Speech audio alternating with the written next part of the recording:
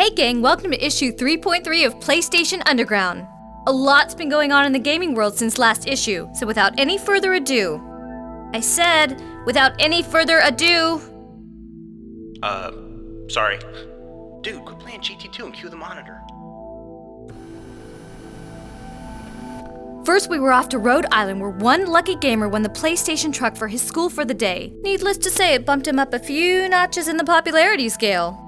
After that, we hit the track with the gang from Polyphony Digital to burn some rubber and see what's under the hood of Gran Turismo 2. It's just like the real thing. Especially for anyone who's seen you drive. Sorry. Now, since we teased you with a quick look at my favorite game, Jammer Lammy, last issue, we thought we'd pony up the rest of the story so you can really see what makes Lammy rock.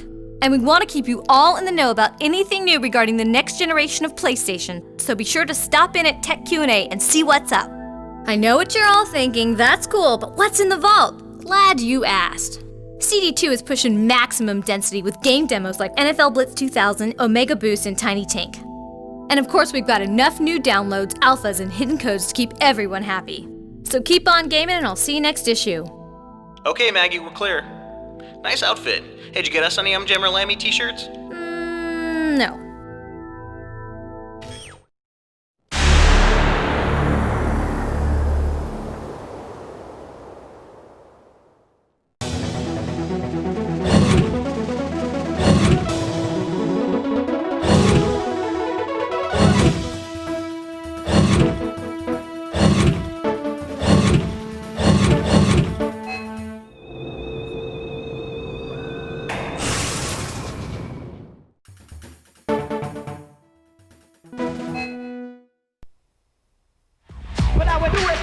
Because I want it like that. The other difference is the fact. You gotta do what?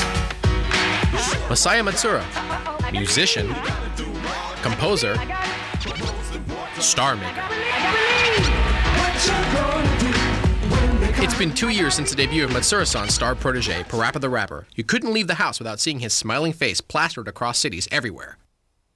Well, Matsura-san is about to do it again. Switching gears from the rap genre, he's producing a hot new sensation by the name of Lammy, starring in Jammer Lammy, and she's definitely gonna rock.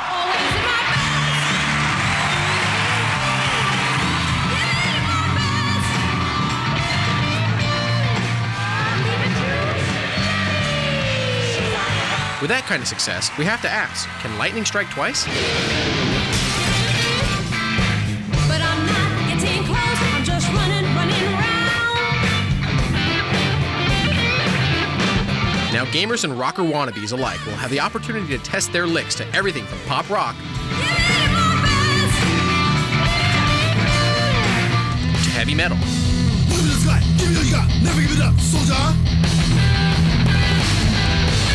On a recent trip to Japan, Matsura-san and his crew found a moment in their hectic schedule to sit down and discuss their newest find and how using her musical talents, she can give you a glimpse into the world of rock and roll. I didn't want to create Parappa the Rapper 2. I wanted players to enjoy other kinds of music.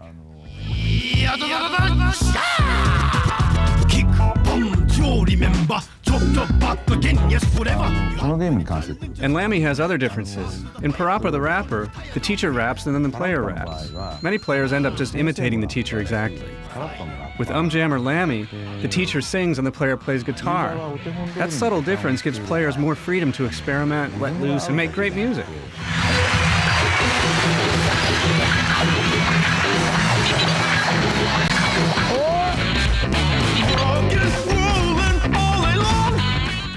Another new feature is that you can play in cooperative mode with the CPU, or in a competition mode against another person. A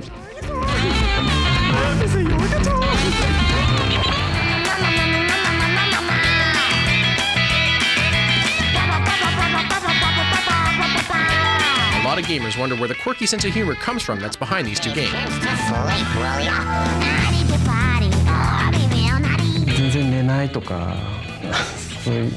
People think we must be on drugs.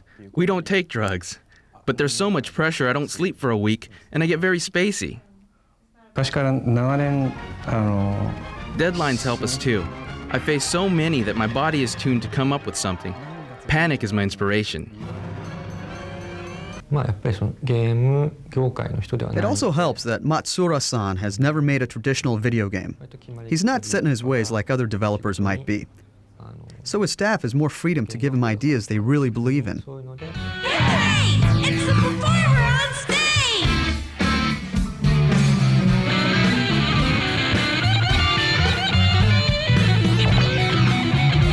There's a new rock star in town, and this is one land that definitely knows her chops.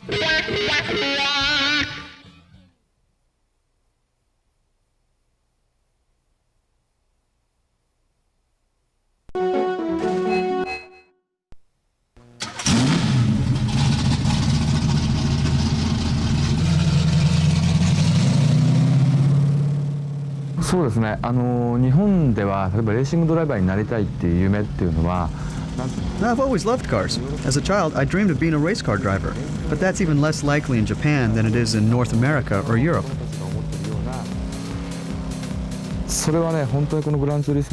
I created Gran Turismo because I always wanted to work with cars. I didn't expect the game to sell as well as it did. It has a real driving feel and graphics very close to reality. Those things didn't really exist in the racing genre until then. I made the first Gran Turismo for Japan with mostly Japanese cars. I'm making Gran Turismo 2 for the world.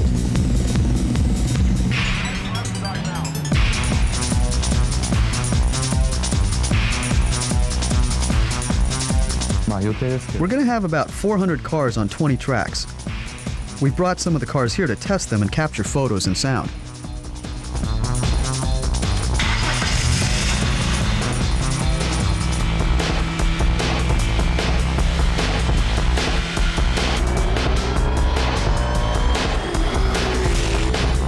My goal is that each user everywhere can actually drive the car that you own or want to buy, or just admire and will never be able to purchase. I want the owner of a car to feel that driving the car in the game is exactly like driving the car on the road.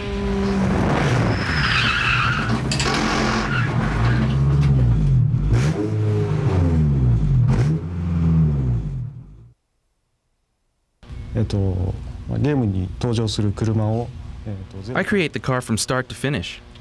Today I took photographs from all angles to record details like tires, headlights, and hazard lights, so I can reproduce these cars exactly. I get the plans, performance data, and all the color samples from the manufacturer and apply them to the model. It takes about a week to make a car for the game. If there are problems, it could take a month. In GT1, I didn't want cars to spin when they collided so that you could keep playing the game. But gamers told me they want damage. GT2 will have an option for car damage. If you choose it and your car is hit, it will spin or become tougher to handle. But the damage will just affect how the car handles, not how it looks.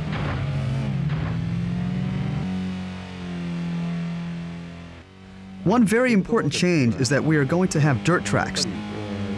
The cars will be able to skid around. Also, there will be some drag strips. And Laguna Seca will be one of the tracks.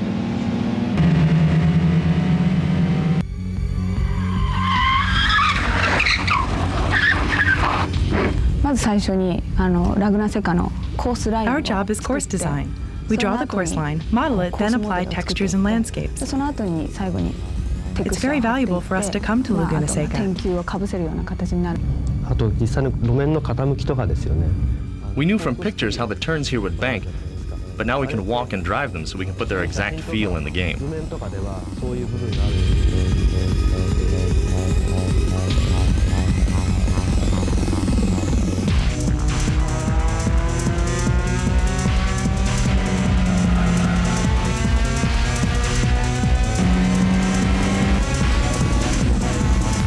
Gran Turismo 2, unlike other racing games, it's not important to just go fast.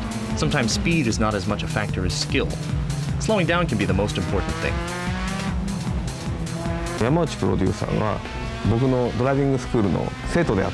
I have a driving school, and Yamauchi-san was one of my students. I didn't know he was the producer of Gran Turismo. The things he was learning in my school, he put into the game's driving license test. How to accelerate, and how to brake, how to turn the corner.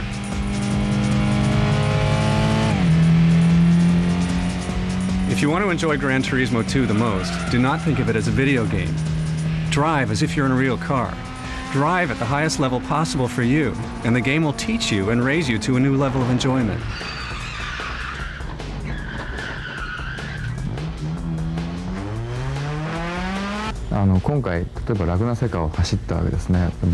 Laguna Seca has a famous corner called the Corkscrew.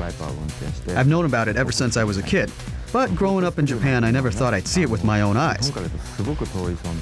The day before yesterday, I drove around it and the whole course in a Viper. I thought to myself, this is my dream come true.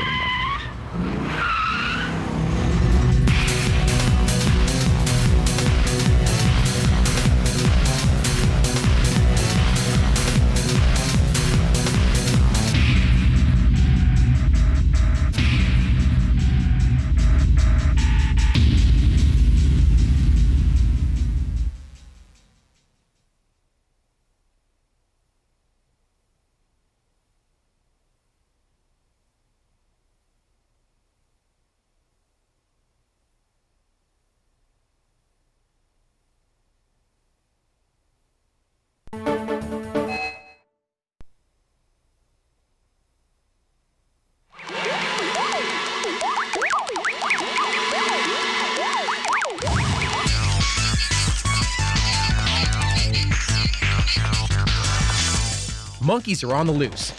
They found a way to get smarter, go back in time, and change the past to rule the future. Over 200 have fanned out across time, and it's up to you to stop them from taking over. This is Eescape, the first game to take full advantage of the DualShock analog controller. It's an innovative new experience, and we're taking you to meet the people behind it.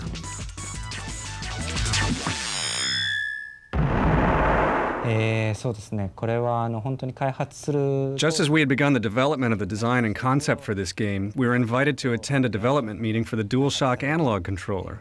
We were excited to see, right there on the table, prototypes with 2 analog sticks. There weren't any games that existed at the time that used both sticks, and we were so intrigued by the new opportunities. I began to think about all the fun and unique ways we could take advantage of both analog sticks. One stick could maneuver your character around a fully 3D environment, and the other is used to control the gadgets. The ideas just kept coming. There's the Stun Club and Time Net, Super Hoop, an RC car, and more vehicles too. So we picked gadgets that would take advantage of and resemble the motion of the analog sticks. For example, with the slingshot, you're required to pull back on the stick and release it, emulating the controls of a real slingshot. And we think everyone will find at least one favorite gadget.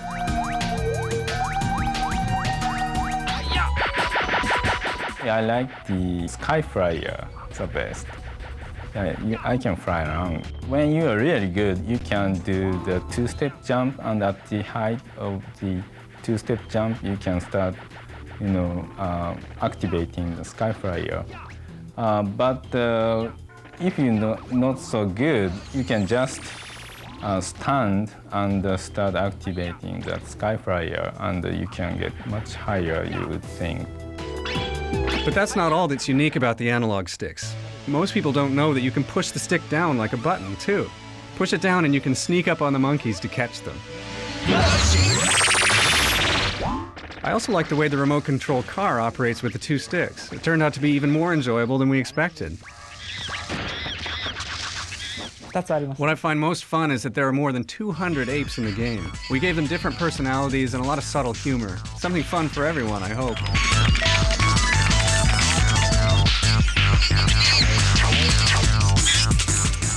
Another cool feature is the added bonus levels, like the skiing game, the ape boxing, or the Monkey Galaxy. We think you'll love them. We started developing this game like 2.5 years ago. Coming up with the control with the 2 sticks was the biggest challenge. We did a lot of testing, and we are surprised how we kept the original concept of the game we had at the outset, and I think it paid off.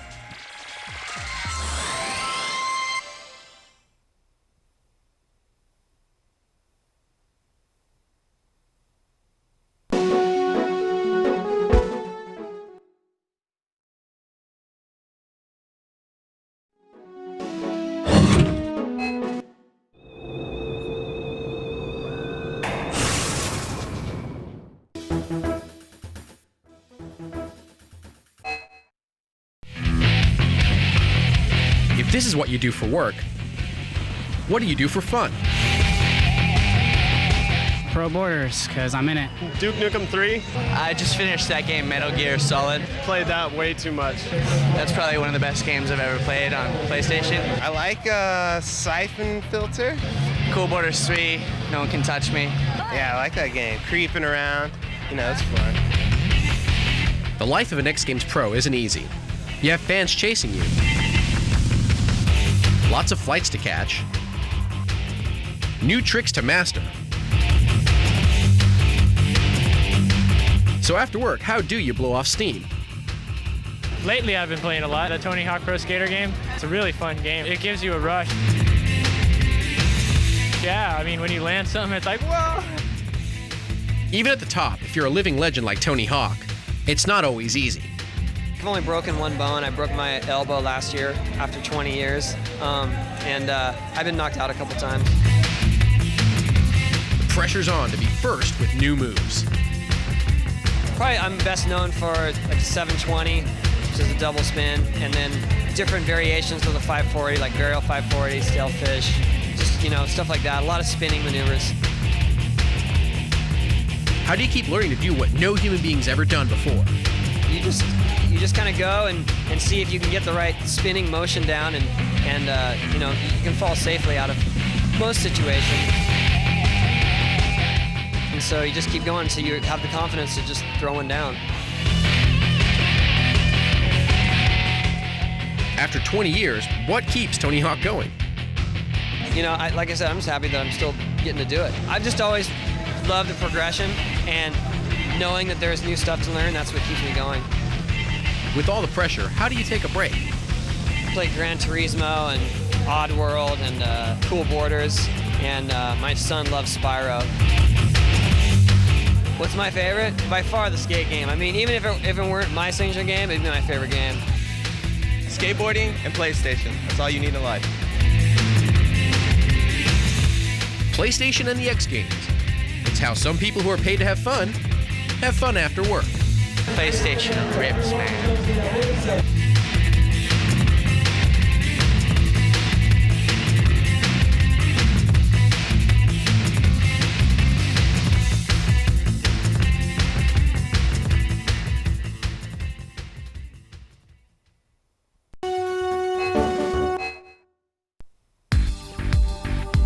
You're in the 8th grade, one of hundreds of kids. Hardly anyone knows your name.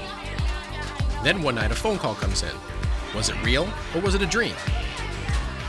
I was playing Final Fantasy VII, and then I got that call, and I told it too. I didn't believe me. I thought it was a friend telling a prank or something, because I told him I joined this and what I could win. It's an official from Fox TV. She says that out of over 100,000 entries, you won the grand prize. Lots of cool PlayStation stuff for your home, and something very special that would visit your school. The PlayStation Touring Attraction. 18 wheels of video game excitement. All your classmates could try the latest PlayStation games thanks to you. I called some of my friends and told them. They didn't believe me. I could have my mom tell them. It was a Tuesday night. I was upstairs. Jason was doing his own thing, and he got the call, and he couldn't believe it. Yep, he thought it was a prank. Then they still didn't believe me. I brought in some of the stuff to show them. They still didn't believe me. I said, you can go out and buy that. When I got my stuff on the box, they had a little writing, congratulations. I brought that in. They said, you could have scanned that on the computer. But even your most skeptical friends back off when your school principal gets a call from contest executives. Someone called from Sony indicating that we had a national winner. And that was the first I heard of it. And it was Jason Moreira that won the national contest. The big day finally unfolds in your school parking lot. Your classmates can hardly stay in their seats. You go on local TV. PlayStation, 25 games for it. you get more prizes. Gotcha, MLB 2000. It's another one. Then it's on to the truck.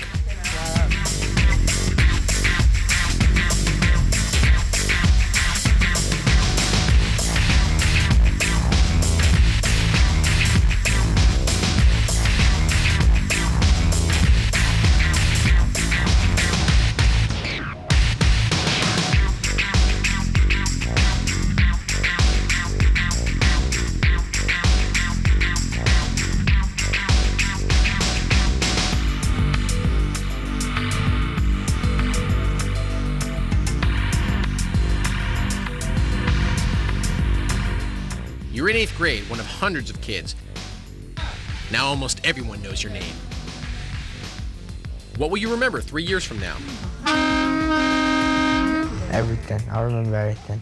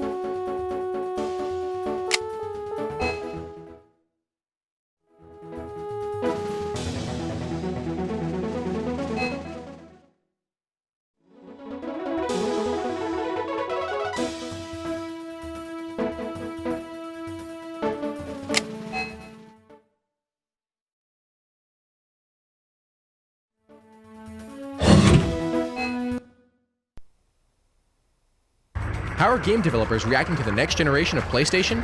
As a PlayStation Underground subscriber, you get inside access. All we're seeing here today is the tip of the iceberg. You're going to see a much more detailed modeling, much more detailed worlds. A prediction for Road Rash could possibly, on the next generation PlayStation, we would go from 300 polygons for bike and rider combination to somewhere from 2,000 to 3,000 faces. The fact that you can actually render something like Toy Story on the PlayStation in real time is just, awesome. And it's really exciting to see a home platform that's going to have even surpass the power of some of the high-end military machines that we've worked with in the past. I think it's absolutely incredible that we've got a supercomputer and a game machine.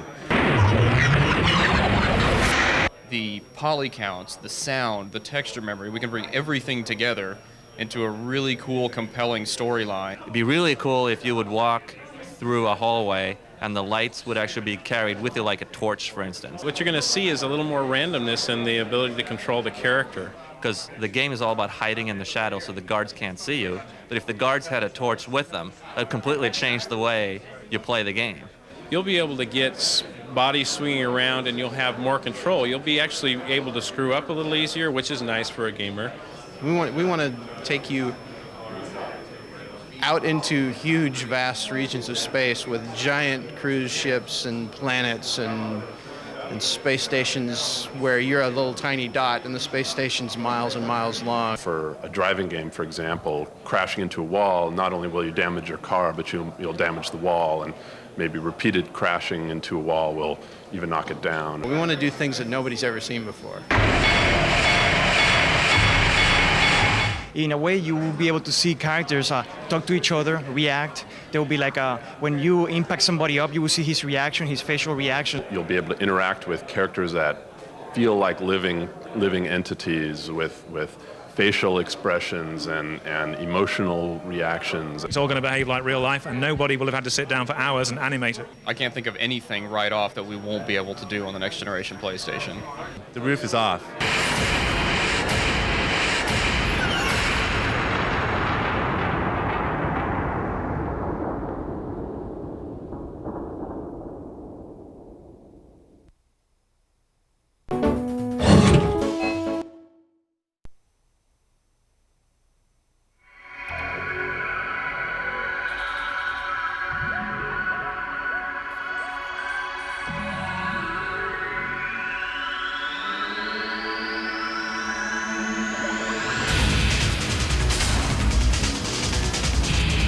Jet Moto 3 is coming. What's in it that's new? You won't have time to ask. Either you splat like a fly on a windshield, or scream faster than ever through some of the coolest places on Earth and beyond. We got the game's producer to tip you off in advance on what's new, so when you play, you can totally concentrate on saving your butt. We wanted to add 3 different things. One is speed. As much speed as possible. 2 was base everything, all the track design off of skill. So you would learn basic skills as you go through the environment and then use those together in combinations of skills later when you get to the hard environment. And the 3rd was we really wanted to take away all the barriers that were in 1 and 2, limiting the player where he can go and where he can't go. And this time, pretty much, if you see it, you can drive on it. We tried to build in shortcuts as much as possible everywhere. Look for them.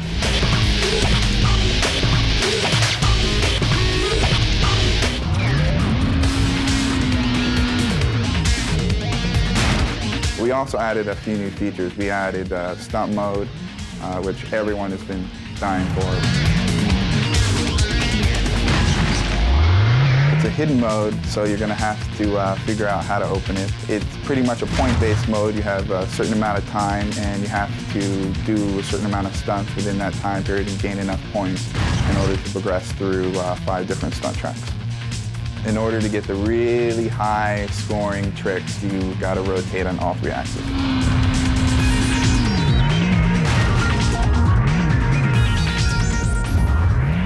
We added a new hop feature, which is part of the skills that I talked about earlier, and we added horizontal grapples where you can pretty much Tarzan swing using multiple grapples throughout the environment. It's pretty cool.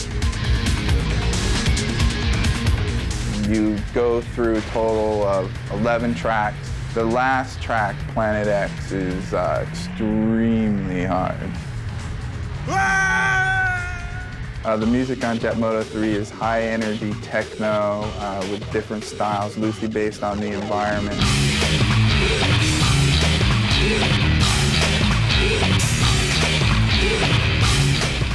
We have 2 people working on them.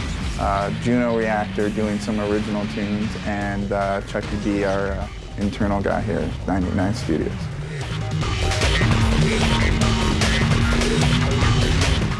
Nobody knows the game like the producer, and he had this final word to pass along.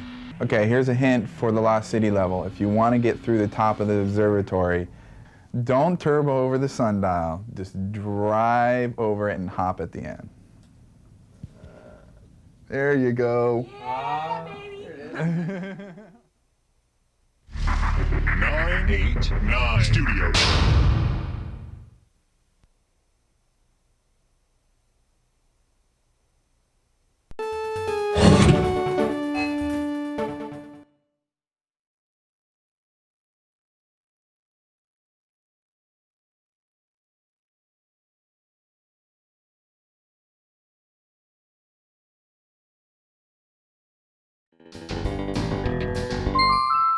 Come build a mini-game with us in Project Wormhole, a special PlayStation Underground series that explores some basics of game development.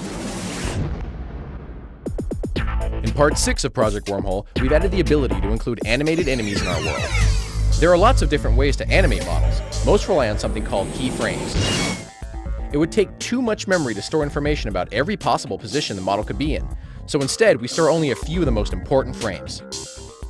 To animate a person jumping up and down, for example, there could be keyframes of the person standing, crouching down, at the top of the jump, and landing. In reality, there'll be quite a few more keyframes than that, but there will still be gaps between them that need to be filled for the motion to look smooth. A process called interpolation is used to fill in the gaps. The program looks at the 2 keyframes before and after the current frame and calculates a position part of the way between the 2. The 2 most commonly used methods of animation are called vertex animation and bone animation. In vertex animation, the location of every vertex in the model is stored for each keyframe.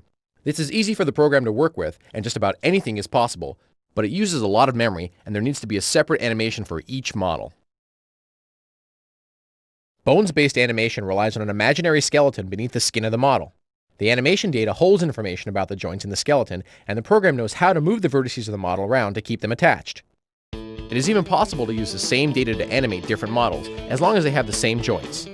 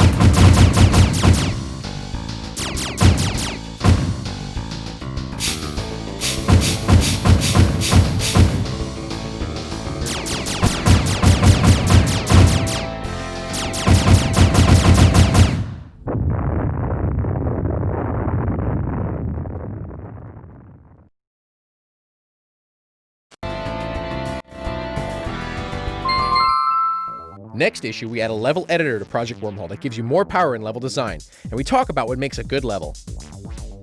Keep your ideas coming on improving our mini-game. To see what other people are suggesting, go to www.playstation.com and choose PlayStation Underground online. Post your own ideas there or mail them to us at this address. Wormhole is a team effort, and we're waiting for your thoughts.